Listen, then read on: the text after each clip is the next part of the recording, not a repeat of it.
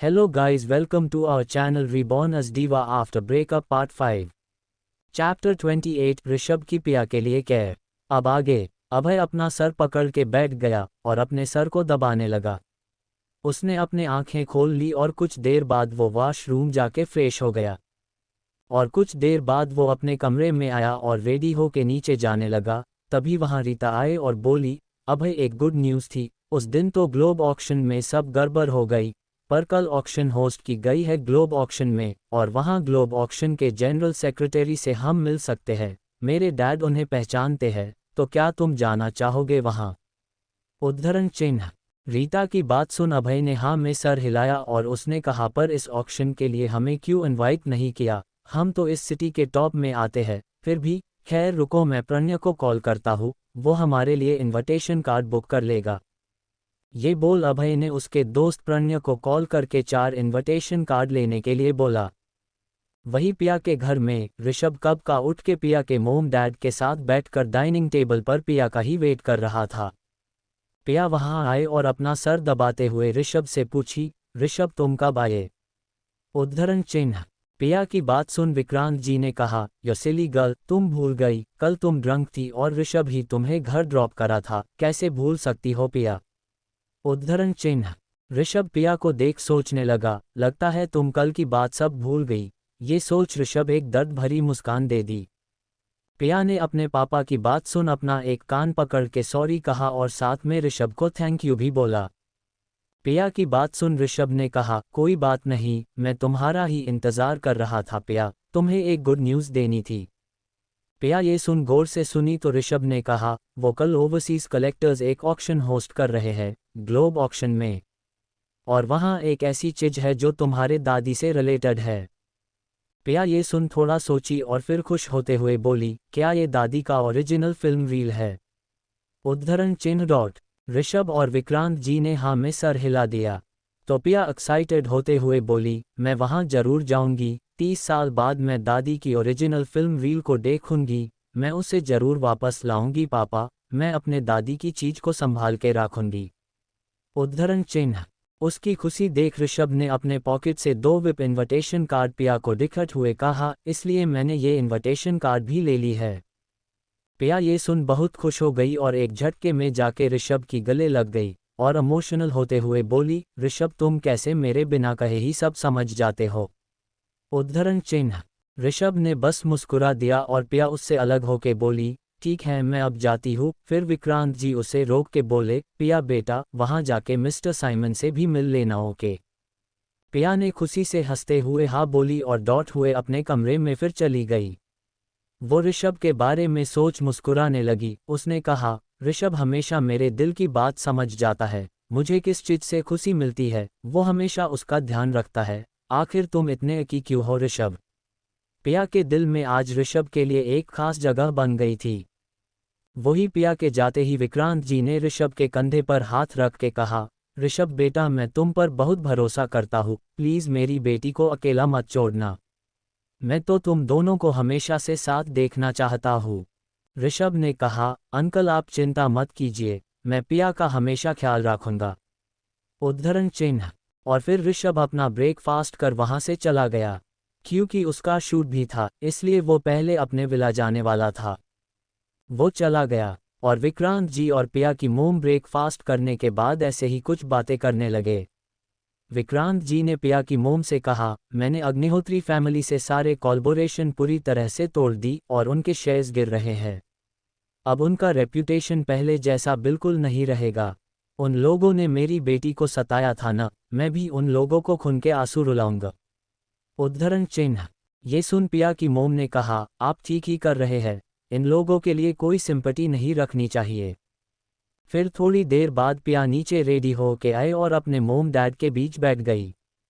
उसने उन दोनों को हक कर ली और बोली, ये मिस्टर एंड मिसेस बजाज क्या बात कर रहे हैं? उद्धरण चिन्ह। उसकी ऐसी बात सुन पिया की मोम ने कहा, वो हम मिस बजाज की ही बात कर रहे थे कि आजकल miss Bajaj mister and Mrs Bajaj के साथ टाइम ही नहीं बिताती। ये कह पिया की मोम ने मुंह फुला लिया। अपनी मोम की नौटंकी देख पिया मुस्कुराए और बोली, ओके मिसेस बजाज, तो क्या आप मिस बजाज के साथ शॉपिंग जाना पसंद करेंगी? पिया की बात सुन पिया की मोम बहुत खुश हो गई और बोली, हाँ हाँ मिस बजाज, हम जरूर जाएंगे। उन दोनों की नौटंकी सुन विक्रांत जी ने न में सर हिलाया और माँ बेटी को छोड़ वो अपने स्टडी रूम में चले गए। कुछ देर बाद ही पिया और उसकी मोम शॉपिंग मॉल जाने के लिए रेडी हो गए और दोनों हाथ पकड़ते हुए बाहर चले गए। बाहर ही उनके लिए कार खड़ी थी। पिया ने ड्राइवर से खुद चाबी ले ली और बोली, आज मैं खुद कार चलाऊंगी। ये कह उसने अपनी मोम के लिए कार का दरवाज़ा खोला और पिया की मोम मुस्कुराते हुए कार में बैठ गई। फिर पिया ड्राइविंग सीट में आके बैठ गई और वो कार चलते हुए चली गई। उनके पीछे बॉडीगार्ड की एक कार भी चले गए। पिया की मोम आज अपनी बेटी को पहले जैसी देख बहुत खुश थी। चैप्टर 29 प्रणय का दिल चुराया पिया ने। अब आगे। पिया और उसकी मोम शॉपिंग मॉल पहुंच गए। ये मॉल उनकी ही थी। वो दोनों अंदर चले गए। मॉल के मैनेजर उन दोनों की वेलकम के लिए खड़े थे और रिस्पेक्ट के साथ अंदर ले गए और सोफे पर बिठाया। विक्रांत जी ने पहले ही कॉल करके बता दिया था कि पिया और उनकी वाइफ मॉल आएगी। फिर पिया और पिया की मोम मिलकर कुछ शॉपिंग की। पिया ने कल की होने वाली ऑक्शन में पहनने के लिए एक ड्रेस ली, slim fit, parrot green colour का जो ऑफ शोल्डर था और राइट पैर के थाई से एक कट था और ये ड्रेस एंकल लेंथ था। बहुत खूबसूरत था ये ड्रेस। फिर पिया की मोम ने उस ड्रेस के साथ मैचिंग ईयररिंग्स और नेकलेस फुटवेयर सब अपने बेटी के लिए पसंद की। दोनों माँ बेटी बहुत दिनों बाद ऐसे टाइम स्पेंड कर रही थी। पिया की मोम बहुत खुश थी। पिया भी उनके लिए कुछ ड्रेसेस खरीदी और कुछ शॉपिंग करने के बाद दोनों बाहर चले गए। दोनों जाके शूट के लोकेशन पर पहुंची।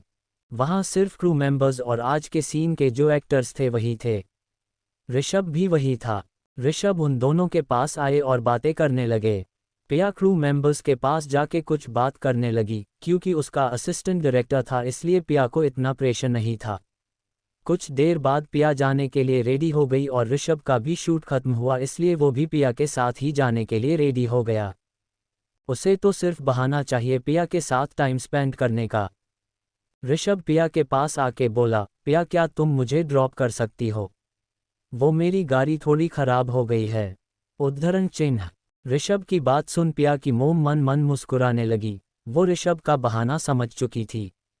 पिया ने ऋषभ को उसकी आंखें छोटी करके देखा और फिर हाँ में सिर हिला दिया। ऋषभ पिया की हाँ सुन उछालते हुए फ्रंट सीट पर बैठ गया और उसकी ये स्पीड देख पिया की मोम हंसने लगी। पिया ने भी अपना सर ना में हिला दिया। वो दोनों भी कार में बैठ गई और पिया ने कार स्टार्ट कर दी।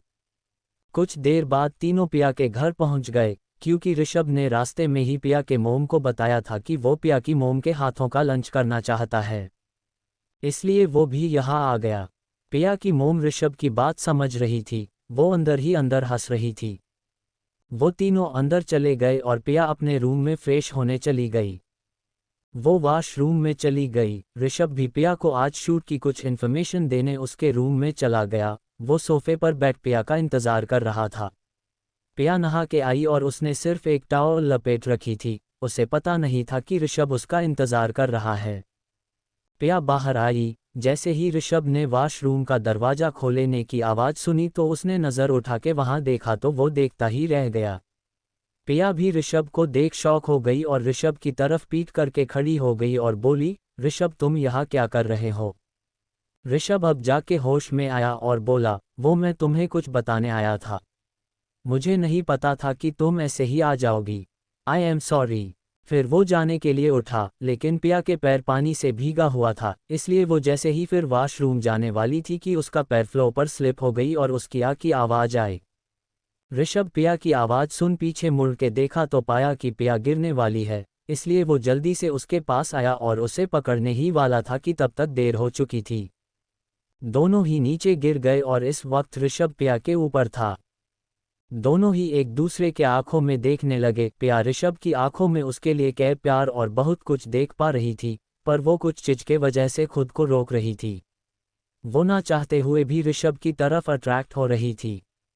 ऋषभ पिया की खुशबू में खोसा गया। उसे ये ख्याल भी नहीं रहा कि दोनों किस पोजीशन में है। पिया ने ऋषभ के हाथ पर एक चुटकी काटी और बोली, अरे ऋषभ उठो ना, मैं दब रही हूँ, मेरी हड्डी पैजली सब टूट जाएगी। ऋषभ ये सुन होश में आया और जल्दी से उसके ऊपर से उठ गया। पिया जब उठने लगी तो उसके कमर पर जोर का दर्द हुआ।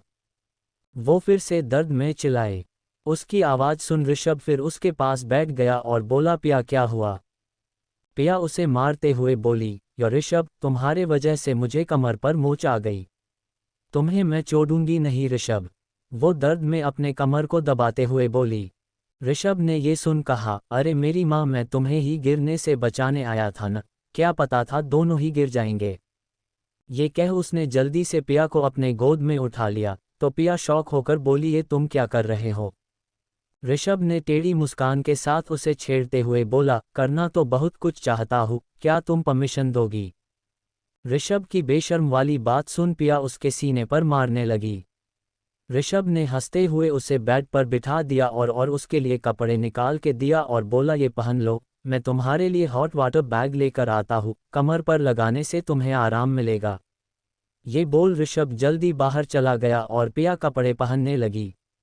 वो ऋषभ की उसके लिए ये कह देख उसका दिल जोरों से धड़क रहा था। वो ब्लश कर रही थी। कुछ देर बाद ऋषभ आया और पिया के पास आके बैठ गया। उसने पिया को पेट के बल लेटने को कहा, पिया ने वैसा ही किया। ऋषभ ने धीरे से उसके टी शर्ट को कमर से थोड़ा ऊपर किया और हॉट वाटर बैग उसके कमर पर रख दिया। पिया को आराम मिल रहा था। पिया ने अपनी आंखें बंद कर ली। ऋषभ की तो हालत ही खराब हो रही थी, पिया का वो स्लिम एंड हॉट कमर देख। फिर भी वो अपने आप को संभाल के पिया के कमर पर बैग रखी और ऑइंटमेंट लेके पिया के कमर पर लगा दिया और पिया को एक मसाज दी। पिया को बहुत राहत मिली। पिया अब सीधी हो चुकी थी। वो ऋषभ की उसके लिए इतना चिंता होना देख रही थी। उसकी आंखें नम हो गई। ऋषभ ने पिया को देखा तो उससे पूछा, क्या तुम्हें ज़्यादा दर्द हो रहा है पिया? मैं डॉक्टर को बुलाऊं? उद्धरण चिन्ह।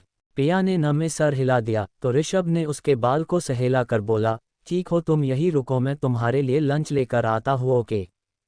पिया ने हाँ में सर हिलाया और ऋषभ उसके फॉरहेड पर किस करके चला गया।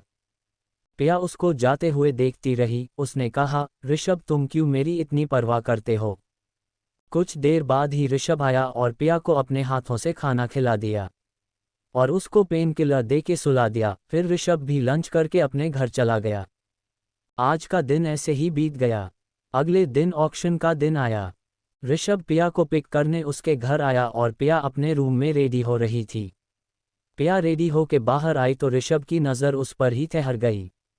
पिया कल की ली हुई ड्रेस पहन रखी थी। बालों का मैसी बुन बनाया हुआ था जिससे उसकी पीठ दिख रही थी और वो बहुत ब्यूटीफुल लग रही थी। ऋषभ ने भी एक ब्लैक कलर का 3 पीस सूट पहना था। पिया भी ऋषभ को देखते ही रह गई। दोनों एक दूसरे को एडमायर करने लगे। साइड में खड़े पिया के मोम डैड दोनों को मुस्कुराते हुए देख रहे थे। फिर विक्रांत जी ने खासने की एक्टिंग की तो दोनों होश में आए और इधर उधर देखने लगे। फिर विक्रांत जी ने आगे आते हुए कहा, पिया बेटा तुम बहुत खूबसूरत लग रही हो और ऋषभ तुम भी। दोनों मुस्कुरा दिए और दोनों उन्हें बाय बोल के चले गए। दोनों कार के बैक सीट पर बैठ गए और चले गए। दूसरी तरफ अभय, रीता और लारा भी वहां पहुंच गए थे। एंट्रेंस गेट पर ही उन्हें अभय का दोस्त प्रणय खड़ा था। वो लोग प्रणय के पास आए और प्रणय ने तीनों को ग्रीट किया। प्रणय ने अभय को वो 4 इनविटेशन कार्ड दी और बोला, अभय मैंने बहुत मुश्किल से ये कार्ड ली है और एक बात बताओ, तुम्हारे फैमिली तो टॉप पर आते हैं, फिर तुम लोगों को क्यों इनवाइट नहीं किया गया? सब ठीक चल रहा था, फिर ये पिछले 2 हफ्तों से क्या हो गया? प्रणय की बात सुन लारा ने अपनी दांत पीस के कहा, वो ये सब उस पिया की वजह से हो रहा है। जब से अभय भाई ने उसे छोड़ा है तभी से हमारी फैमिली ये सफ़र कर रही है। लारा की बात सुन प्रणय ने हंसते हुए बोला, तभी तो पिया तुम लोगों के लिए गुड चार्म थी। देखो न, जब तक वो तुम लोगों के साथ थी तब तक सब ठीक था और जैसे ही वो चली गई तुम लोगों की ये हालत हो गई। उद्धरण चिन्ह। उसकी बात सुन लारा ने दांत पीस के कहा, आप क्या उसके तरफ है या हमारी तरफ? उद्धरण चिन्ह। लारा की बात सुन प्रणय ने हंसते हुए कहा, ऑफ कोर्स तुम लोगों की तरफ। फिर रीता ने अभय से कहा, अभय डैड थोड़ी देर बाद आएंगे और हमें mister Simon, general secretary of globe auction से हमें मिलवेंगे और मिस्टर साइमन मिस्टर विक्रांत से फिर से हमारी फाइनेंस के सपोर्ट के लिए बात करेंगे, तो हमारी कंपनी की फाइनेंस प्रॉब्लम सॉल्व हो जाएगी। अब चलो। ये कह वो लोग अंदर जाने ही वाले थे कि तभी वहां एक रोल्स रॉयस कार आकर रुकी और अभय, लारा, रीता और प्रणय देखने लगे। कार से पहले ऋषभ बाहर निकला और दूसरी साइड आके बैक सीट का दरवाजा खोल उसने अपना हाथ आगे किया तो ऋषभ के हाथ में हाथ देके हमारी ब्यूटीफुल एंड गॉर्जियस पिया बाहर निकली। पिया को देख अभय, लारा, रीता और प्रणय शॉक हो गए। अभय का दिल जोरों से धड़कने लगा और लारा और रीता ने गुस्से में दांत पीस लिए। वहां कोई और भी था जिसका दिल भी पिया को देख उसके सीने कूद रहा था और वो प्रणय का दिल था जो एक ही नज़र में पिया को अपना दिल दे बैठा क्योंकि उसे नहीं पता था कि अभय की वाइफ कौन है। पिया स्टाइल से बाहर आई और ऋषभ ने उसके कमर पर हाथ डाल ली। प्रणय ने जल्दी से पिया की फ़ोटो खींच ली और उसके असिस्टेंट को कॉल करके बोला, मुझे इस लड़की की सारी इन्फॉर्मेशन चाहिए। पिया और ऋषभ अंदर चले गए। दोनों एक दूसरे के साथ परफेक्ट लग रहे थे। लारा ने दांत पीस के कहा, ये हमेशा हमारे पीछे क्यों पहुंच जाती है। रीता ने भी गुस्से में अपनी हाथों की मुट्ठी बना ली और अभय को सुनाते हुए बोली, देखा नहीं पिया ऋषभ के साथ आई है, लगता है उसने फिर अपनी टेस्ट बदल ली। ये कह रीता हंसने लगी तो वही अभय की हाथों की मुट्ठी बन गई। वो तीनों भी अंदर चले गए और वो ही प्रणय पिया को जाते हुए देख अपने दिल पर हाथ रख ली और टेढ़ी स्माइल करने लगा। चैप्टर 30 रीटा को पड़ी थप्पड़। अब आगे। ऋषभ और पिया ऑक्शन हॉल के बाहर ही रुक गए और ऋषभ ने कहा, पिया मुझे वेन्यू में चीफ गेस्ट के तौर पर इनवाइट किया है तो मैं तुम्हारे साथ अभी वेन्यू में नहीं जा पाऊंगा। तुम एक काम करो, तुम अंदर जाओ और कुछ चाहिए हो तो मुझे एक कॉल कर देना, मैं आ जाऊंगा। ठीक है पिया। उद्धरण चिन्ह। ऋषभ की बात सुन पिया ने हाँ में सर हिलाया और कहा, तुम जाओ ऋषभ, मैं अब संभाल लूंगी। फिर ऋषभ पिया को एक हक की और वहां से चला गया। पिया आगे बढ़ रही थी तभी रीता उसे एक तरफ खींच के ले गई और बोली, पिया तुम यहाँ क्या कर रही हो, तुम्हें तो यहाँ नहीं होना चाहिए न। उद्धरण चिन्ह। पिया ने जवाब दिया, मैं तुम्हें बताना जरूरी नहीं समझती। रीता ने पिया को ऊपर से नीचे तक देखते हुए मजाक उड़ाते हुए कहा, वैसे तुमने बहुत अच्छा फंसाया है ऋषभ और मिस्टर विक्रांत को, ये ऐसे विप ऑक्शन में आने का हक तुम्हें नहीं है, तुम्हारी हैसियत भी नहीं है। रीता की बात सुन पिया ने मुस्कुरा के कहा, तुम भी तो यहाँ अग्निहोत्री और तुम्हारे बाप की कंपनी के फाइनेंशियल सपोर्ट मांगने ही आई हो ना, तुम्हारे भी हैसियत नहीं है, ज़्यादा मुंह मत चलाओ, कहीं ऐसा ना हो कि तुम लोगों की कंपनी बैंकरप्ट हो जाए। रीता गुस्से में आ गई और बोली, तुम्हारी हिम्मत कैसे हुई मुझसे ऐसे बात करने की, कहीं ऐसा तो नहीं कि तुम फिर से अभय को पाना चाहती हो। उद्धरण चिन्ह। पिया ने सार्कास्टिक हंसी के साथ कहा, वो तुम्हारा अभय तुम्हें ही मुबारक, मैं यहाँ एक जरूरी काम से आई हूँ। ये कह पिया जाने लगी तो रीता ने पिया को रोक के कहा, अभय तुम जैसी स्लट को देखेगा भी नहीं, तुम एक स्लट हो। पिया ये सुन गुस्सा हो गई और रीता को एक खींच के थप्पड़ लगाया और उसकी कलाई मारर के उसके पीठ पर लगा के कहा, जुबान संभाल के बात करो, मैं यहाँ किसी खास काम से आई हूँ, मेरा मूड खराब मत करो, और अगर तुम यहाँ हंगामा करना चाहती हो तो मुझे कोई प्रॉब्लम नहीं है, पर पहले इस थप्पड़ को याद कर लेना। ये बोल पिया रीता को धक्का दे दी और चली गई। रीता अपने आप को किसी तरह गिरने से बचा लिया। पिया अंदर जा ही रही थी तभी उसे अभय मिला और अभय उसे देख एक कोने में खींच ले गया। पिया ने झटके में अपने हाथ छुड़ा ली और अभय को घूरने लगी। फिर पिया ने हंसते हुए कहा, मैंने अभी अभी रीता को थप्पड़ मार के आई हूँ, क्या तुम उसके बहाव पे बोलने आए हो। उद्धरण चिन्ह। पिया की बात सुन अभय 2 कदम पीछे ले लिए तो पिया ने फिर उसे हंसते हुए कहा, क्या बात है, जब मैं पहले रीता को कुछ नहीं करती थी तब तुम बिना मेरे दोष के मुझे सुनाने आ जाते थे, मुझे हट करते थे। पार आज जब मैं उसे सच में मार के आई हूँ तो अब तुम चुपचाप हो। उद्धरण। उसकी बात सुन अभय ने नजरें चुरा के कहा, पिया मैं जानता हूँ तुमने बहुत सफ़ा किया है, पर सब ठीक हो सकता है। माना मैंने गलती की है, तुम मुझे क्या माफ़ नहीं कर सकती।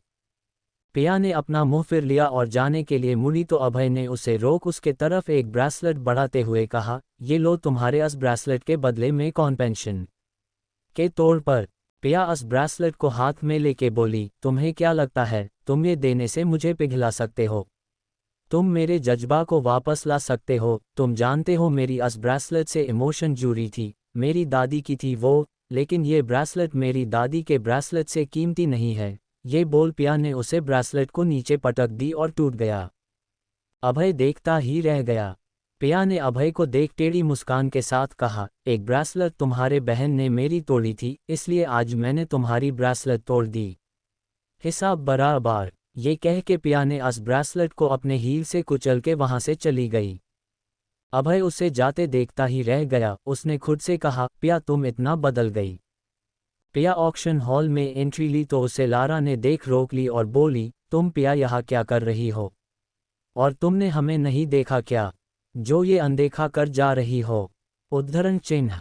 पिया उसे देख हंस बोली, क्यों देखूं तुम्हारे तरफ, क्या तुम यहाँ की गेट कीपर हो जो मैं तुमसे पूछकर अंदर आऊंगी?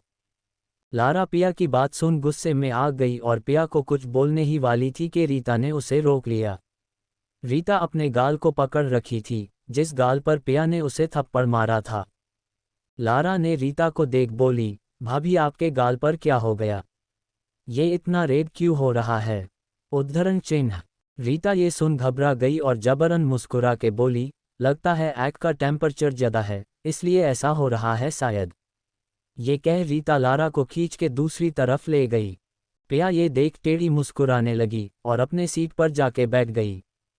पिया को विप सीट पर बैठे देख लारा और रीटा की आंखें बाहर आ गई। लारा ने शौक होके कहा, ये पिया विप सीट पर क्या कर रही है? हम तो इतने हाई क्लास हो के भी नॉर्मल सीट मिली है। रीता ने अपना मुंह बनाते हुए कहा, हो सकता है मिस्टर विक्रांत ने हेल्प की हो। आफ्टर ऑल ये उनकी ही तो मिस्ट्रेस है। अभय ये सब साइड में बैठे हुए सुन रहा था। उसके हाथों की मुट्ठी बन गई और उसे बहुत तेज गुस्सा आने लगा। रीता अभय को देख रही थी और ये देख कि अभय को गुस्सा आ रहा है, रीता टेढ़ी मुस्कुराने लगी।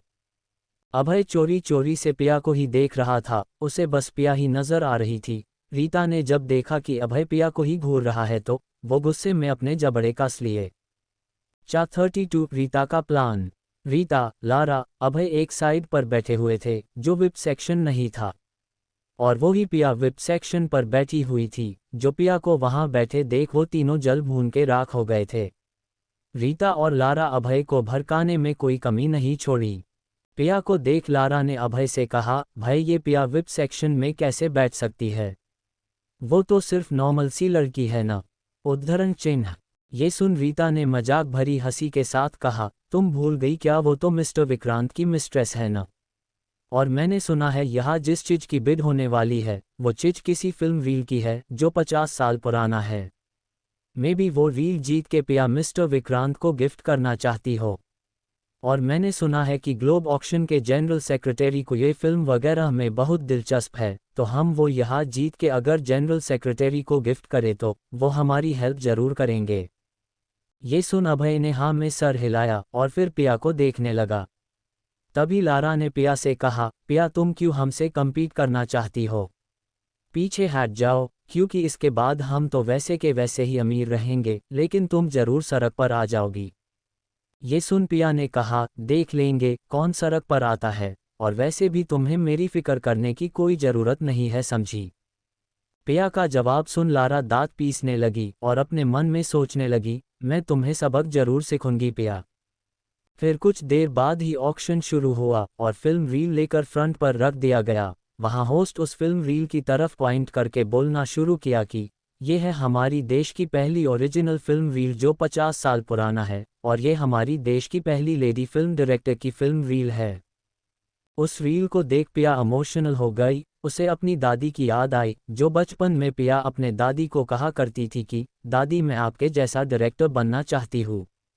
तभी दादी खुश होते हुए पिया के माथे पर किस करके बोली थी, पिया बेटा मैं बहुत खुश हूँ कि तुमने ये सोचा, मैं हमेशा तुम्हारे साथ हूँ बच्चा। पिया ने अपने मन में कहा, दादी मैंने आपकी ब्रेसलेट तो सेफ नहीं रख पाए, बट मैं ये फिल्म रील जरूर घर लेकर जाऊंगी। तो तभी होस्ट ने बिडिंग बोली लगाई कि ये रील शुरू होती है 10 लाख से।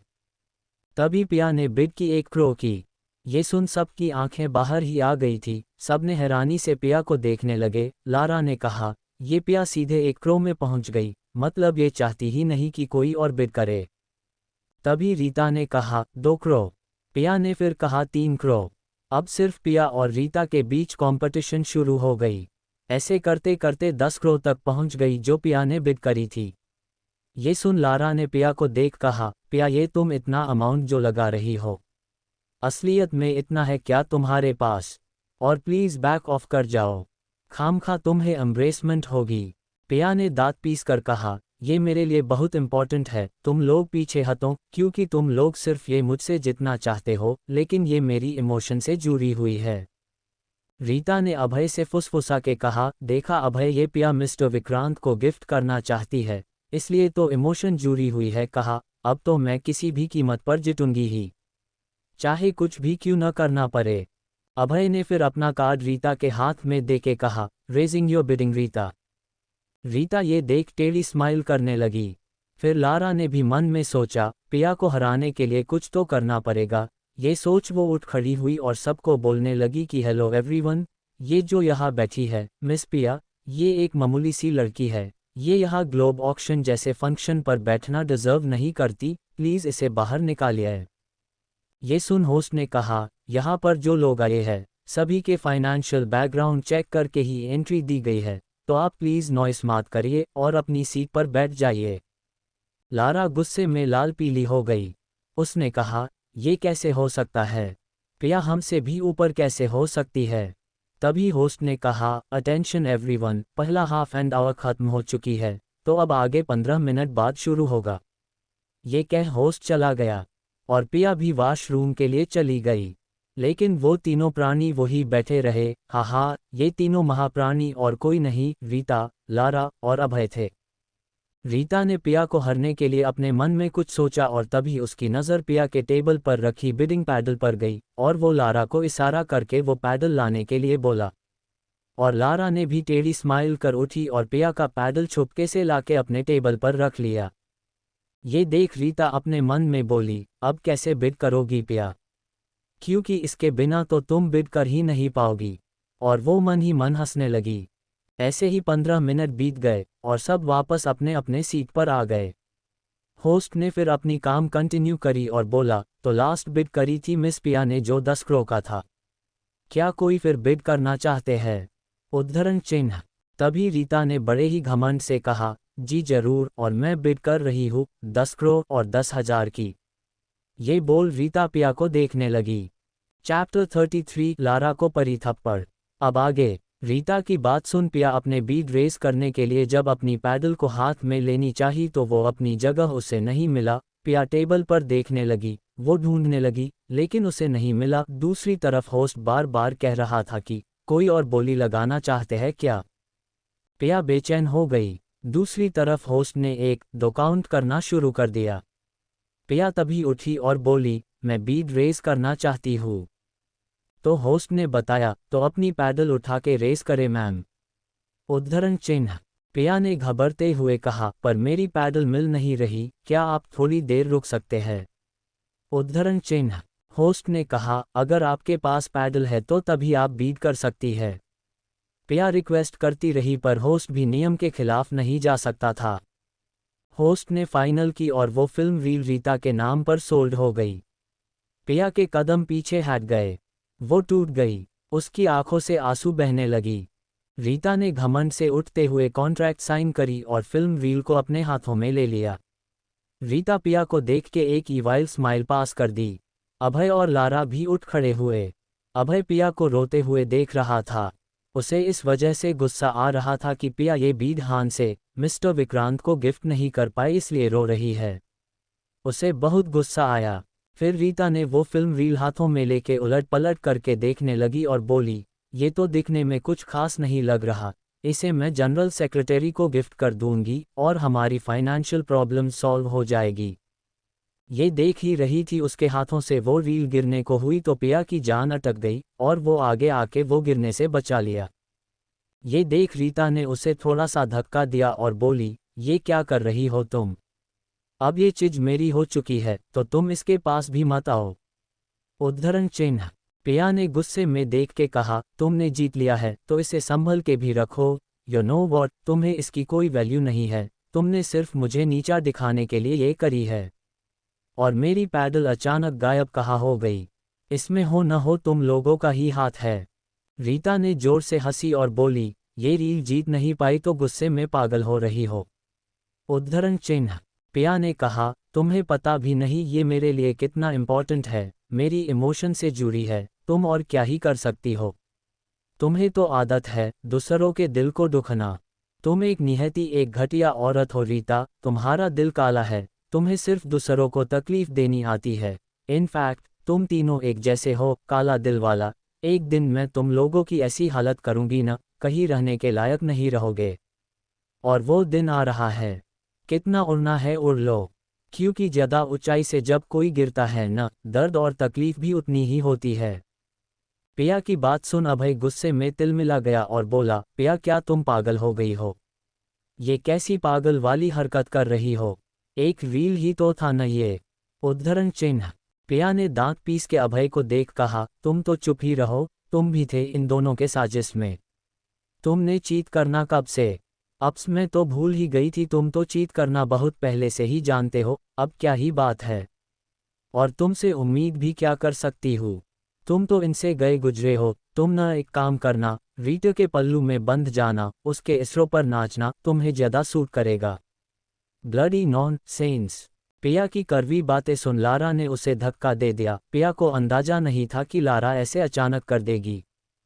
पिया गिरने को हुई तभी अचानक वहां ऋषभ आ गया और पिया को अपने बाहों में भर लिया। अचानक किसी के बाहों में गिरने से पिया अपने नज़र उठा के देखी तो उसे ऋषभ दिखा। पिया की आंखों से आंसू निकल आए। एक यही तो इंसान था जिसने पिया को कभी गिरने नहीं दिया, हमेशा उसके साथ खड़ा रहा। पिया ने रोते हुए ऋषभ को हग कर लिया और बोली, ऋषभ मैंने दादी की आखिरी निशानी को भी संभल नहीं पाई। ऋषभ देखो न मैं कितनी बुरी हूँ, मुझे बहुत दर्द हो रहा है, मैं किसी काम की नहीं हूँ ऋषभ। ये बोल पिया ऋषभ के सीने लगकर फूट फूट कर रोने लगी। ऋषभ ने पिया के सर को सहलिया और बोला, सेठ पिया शांत हो जाओ, मैं सब ठीक कर दूंगा, चुप हो जाओ, देखो मैं हूं न यहाँ। उन दोनों को इतने नज़दीक देख के उन तीनों महाप्राणियों के कानों से धुआं निकलने लगा। अभय ने गुस्से में दांत पीसने लगा। कुछ देर बाद पिया शांत हुई और ऋषभ के सीने से अलग हुई और तो लारा ने जलन के मारे कहा, मिस्टर ऋषभ आप इतने ज़्यादा पिया की क्या क्यों करते हैं? कौन है ये आपकी? उद्धरण चिन्ह। ऋषभ ने गुस्से में उसके तरफ बढ़ा तो पिया ने उसे रोक लिया और चुप रहने का इशारा किया। फिर ऋषभ ने लारा की टेबल पर 2 पैडल देखी। उसे कुछ डाउट हुआ तो ऋषभ ने पिया से लारा के टेबल के तरफ देखने का इशारा करके पूछा, पिया क्या वो पैडल तुम्हारा है? पिया ने वहां देखा तो सच में उसकी पैडल वहां थी। पिया ने गुस्से में लारा की तरफ देख के एक थप्पड़ कस के लगा दी। लारा का फेस एक तरफ झुक गया। अभय ये देख आगे आया तो ऋषभ ने उसे रोक लिया और बोला, जब तुमने ये करते हुए देखा तो तुम चुपचाप देखते रहे। कितना ज्यादा गिरा हुआ हो तुम अभय, एक बीट जीतने के लिए तुम्हें ऐसे चीट करने की जरूरत पड़ गई। अभय ने शर्म से अपना सर झुका लिया, उसकी भरी बेइज्जती हो रही थी। फिर ऋषभ ने सबके तरफ देख के कहा, ये बीट फिर शुरू कीजिए, इन्होंने चीट करी है। चैप्टर 34 ऋषभ का प्लान और पिया की खुशी। अब आगे। ऋषभ ने सबके तरफ देख के कहा, ये इन लोगों ने चीटिंग करी है तो प्लीज़ ये ऑक्शन फिर से शुरू करे। पिया ने भी हाँ में सर हिला के कहा और बोली, हाँ जरूर। इन लोगों ने मेरी पैडल छुपा दी ताकि मैं बीट न कर पाऊँ और आप लोग रे ऑक्शन करें प्लीज़। उद्धरण चिन्ह। पिया की बात सुन अभय ने बीच में बोला, पिया अब ये सोल्ड हो चुका है और कॉन्ट्रैक्ट भी साइन हो चुका है, वैसे भी तुम्हें तो सिर्फ ये मिस्टर विक्रांत को ही गिफ्ट करना था ना, तो हमने भी ये किसी खास वजह से खरीदा है, तो तुम अब ये बेकार की कोशिश करना बंद करो। ऋषभ ने ये सुन टेढ़ी मुस्कुराने लगा और अपना फ़ोन निकाल के किसी को मैसेज कर दिया और मन में बोला, जितना कोशिश करना है कर लो, ये रील तो पिया को मिलके ही रहेगी, चाहे ऐसे नहीं तो अलग तरीके से ही सही। ऋषभ क्या सोच रहा था किसी को पता नहीं, इतना तो तय था कि जो भी करेगा पिया के लिए ही करेगा। हाय ऐसा बंदा मुझे भी चाहिए। वो चुपचाप खड़ा रहा और उन तीनों को तिल मिलाते हुए देखने लगा। उसने मन में कहा, ओह गॉड कितना उड़ना हो उड़ लो, ऐसे मुंह के बल गिरोगे न कभी उठ नहीं पाओगे। अभय अपना बकवास जारी रखा और बोला, वैसे तुम तो किसी और के साथ थी न, अब ऋषभ के साथ कैसे? इतनी जल्दी पार्टी बदल ली? पिया ने अपनी आंखें रोल की और फिर होस्ट के तरफ देख बोली, आप शुरू कर रहे हैं या नहीं? होस्ट ने अपना पसीना पोंछ लिया। तभी रीता ने कहा, ऐसे कैसे? ये अब मेरे नाम हो चुकी है। अब ये फालतू की ड्रामा करना बंद करो। पिया जानती थी कि इतनी आसानी से तो उसे नहीं मिलेगी। पिया बेबसी से ऋषभ की तरफ देखने लगी, और ऋषभ ने उसे शांत रहने का इशारा किया और उसके कान में अपने भारी आवाज में कहा, पियू, शांत रहो, ये तुम्हारी दादी की रील तुम्हें ही मिलेगी, मुझ पर भरोसा करो। ऋषभ की आवाज इतने पास से सुन के पिया के शरीर में झंझाना हैट महसूस हुई। उसके कान गर्म हो गए। इन दिनों पिया के दिल में ऋषभ के लिए फीलिंग बढ़ती जा रही थी। शायद उसे ऐसे ही केयर और साथ की जरूरत थी, जो पिया को कभी अभय से नहीं मिला। पिया के दिल में ऋषभ के लिए इज्जत बढ़ती जा रही थी। उन दोनों को इतने करीब देख सब फुसफुसा के बात करने लगे। तभी होस्ट ने अपना गला साफ करके कहा, अहम, वो मिस्टर ऋषभ, अब ये ऑक्शन खत्म हो चुकी है, और वैसे भी कॉन्ट्रैक्ट पर साइन हो गई है। अब मैं कुछ नहीं कर सकता। ऋषभ के कहने पर पिया तो शांत हो गई, फिर भी वो घबरा रही थी, क्योंकि उसे पता नहीं था कि ऋषभ क्या प्लान कर रहा है। तभी एंट्रांस गेट पर शोर मचने लगी। वहां 4 बॉडीगार्ड के साथ जनरल सेक्रेटरी मिस्टर साइमन आए और आके सीधे पिया के पास रुक गए। पिया उन्हें पहचानती थी, इसलिए वो जल्दी से उनके पास आए और मुस्कुरा के ग्रीट करते हुए बोली, अंकल, आप यहाँ कैसे हैं आप? उद्धरण चिन्ह। मिस्टर साइमन ने प्यार से पिया के सर को सहलाया और बोले, मैं ठीक हूँ बेटा। और तुम्हारे डैड का कॉल आया था, उन्होंने बताया कि तुम यहाँ आई हो, तो मैं मिलने चला आया यहाँ। पिया ने उनकी बात सुन मुस्कुरा दी। लारा ने अभय के पास जाके धीरे से कहा, भाई, अब ये कौन है जो पिया से इतने मुस्कुरा के बात कर रहे हैं? कहीं ये भी तो उन्हीं में से एक तो नहीं, जैसे मिस्टर विक्रांत है। उद्धरण चिन्ह। लारा की बात सुन अभय ने अपनी दांत पीसने लगा। तभी रीता ने उनके बीच में बोली, पिया, अब ये कौन है? क्या ये भी तुम्हारे सुगर डैडी है? उद्धरण चिन्ह। वो ये बोल के हंसने लगी। मिस्टर साइमन ने गुस्से में अपने हाथों की मुट्ठी बना ली और बोले, यू बेशर्म लड़की, कौन हो तुम? और ये इतनी घटिया बातें अपने जुबान में लाई भी कैसे तुमने? अभी के अभी पिया से माफ़ी मांगो, कहीं ऐसा ना हो बाद में पछतने का मौका भी तुम्हें न मिले। उनकी बात सुन रीता ने उनके तरफ कदम बढ़ा के गुस्से में कहा, तुम होते कौन हो मुझसे ऐसे बात करने वाले? तुम जानते भी हो कौन हूँ मैं? अग्निहोत्री खानदान की बहू हूँ मैं। रीता की बात सुन मिस्टर साइमन जोर जोर से हंसने लगे और बोले, वही अग्निहोत्री खानदान जो अभी उनकी दिवाला निकल रहा है। और तुम्हें अपने से बड़े आदमी से बात करने का तरीका नहीं है। अपने माँ बाप ने तुम्हें बड़ों का लिहाज करना नहीं सिखाया तुम्हें। उद्धरण चिन्ह। रीता ने गुस्से में दांत पीसने लगी और सिक्योरिटी को बुलाने लगी और जोर जोर से बोली, इस आदमी को अभी के अभी बाहर निकालो। पिया आगे आई और बोली, रीता, तुम्हें समझ आ रहा है तुम कर क्या रही हो? तुम नहीं जानती क्या ये है कौन? उद्धरण चिन्ह। पिया की बात सुन लारा ने कहा, तुम चुप रहो, वैसे भी तुम्हारे हमारे बीच में बोलने की औकात नहीं है। उसकी बात सुन पिया कुछ बोलने वाली थी कि मिस्टर साइमन ने बीच में बोला, तुम तीनों को यहाँ से धक्के मार के अभी निकलता हूँ, रुको। उद्धरण चिन्ह। रीता गुस्से में मिस्टर साइमन की तरफ बढ़ी और जैसे उनके ऊपर हाथ उठाने वाली थी तभी उसे किसन थप्पड़ मार दिया। उसका मुंह एक तरफ झुक गया और उसके गाल में 4 उंगली के निशान छप गए। वो नज़र उठा के देखी तो उसके सामने उसकी डैड खड़े थे और बहुत गुस्से में थे। उन्होंने रीता में बाह को जोर से पकड़ के कहा, यू इडियट, तुम क्या करने जा रही थी? तुम्हें पता भी है वो कौन है? वो मिस्टर साइमन है, इस ग्लोब ऑक्शन की जनरल सेक्रेटरी, जिसके लिए हम यहाँ आए थे। और तुमने उन्हें ही नाराज कर दिया। अपने डैड की बात सुन रीता की पैरों के नीचे से ज़मीं खिसक गई। वो सदमे में चली गई। वो ही नहीं, अभय और लारा की भी यही हालत थी। रीता 2 कदम पीछे लड़खड़ा गई और अपने आंखें बड़ी करके मिस्टर साइमन की तरफ देखने लगी। फिर रीता की डैड मिस्टर साइमन के पास जाके अपना पसीना पोंछ के घबराए हुए बोले, मिस्टर साइमन, आप मेरी बेटी को माफ़ कर दीजिए, वो अभी नादां है, उसे गलती हो गई, प्लीज़ उसे छोटा समझ के माफ़ कर दीजिए। फिर थोड़ा मुस्कुरा के अपने आप को संभाल के कहा, वो आपने मुझे पहचाना? मैं बैकुंठ रावत, आपके साथ मैंने एक पार्टी में डिनर की थी और मैं आपसे हमारी कोलैबोरेशन के बारे में बात करी थी।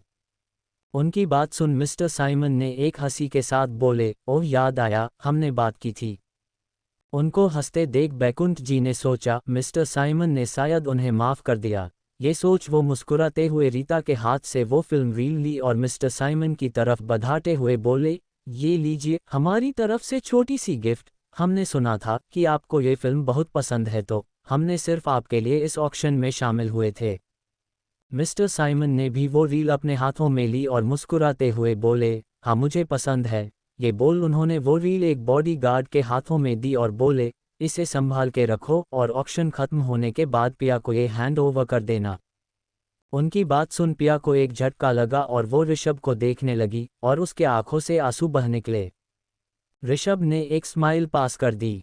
मगर मिस्टर साइमन की बात सुन रीता ने कहा, पर ये मैंने जीती थी और हम आपको दे रहे हैं, तो ये आप किसी और को कैसे दे सकते हैं? उद्धरण चिन्ह। रीता की बात सुन मिस्टर साइमन ने अब अपना फेस कठोर करते हुए कहा, तुमने ये मुझे दे दिया ना, तो अब मैं इसका क्या करता हूँ, किसे देता हूँ या अपने पास रखता हूँ, ये मेरी मर्जी है। तुम्हें इसमें बोलने का हक नहीं है। और बैकुंठ जी को देख के बोले, मिस्टर बैकुंठ, आप अपनी बेटी को तमीज सिखाइए, इसे सख्त ज़रूरत है। और हाँ, आपके साथ मैंने जो कोलैबोरेशन की बात हुई थी वो मैं तोड़ रहा हूँ। ये बोल वो पिया के तरफ मुड़े और मुस्कुरा के बोले, पिया बेटा, तुम मेरे पास से अपनी दादी की ये निशानी लेके जाना हो कि अब मैं यहाँ से जाता हूँ। और हाँ ऋषभ, और तुम मेरे घर जरूर आना, हम साथ में डिनर करेंगे। पिया ने हाँ में सर हिलाया और मिस्टर साइमन वहाँ से चले गए।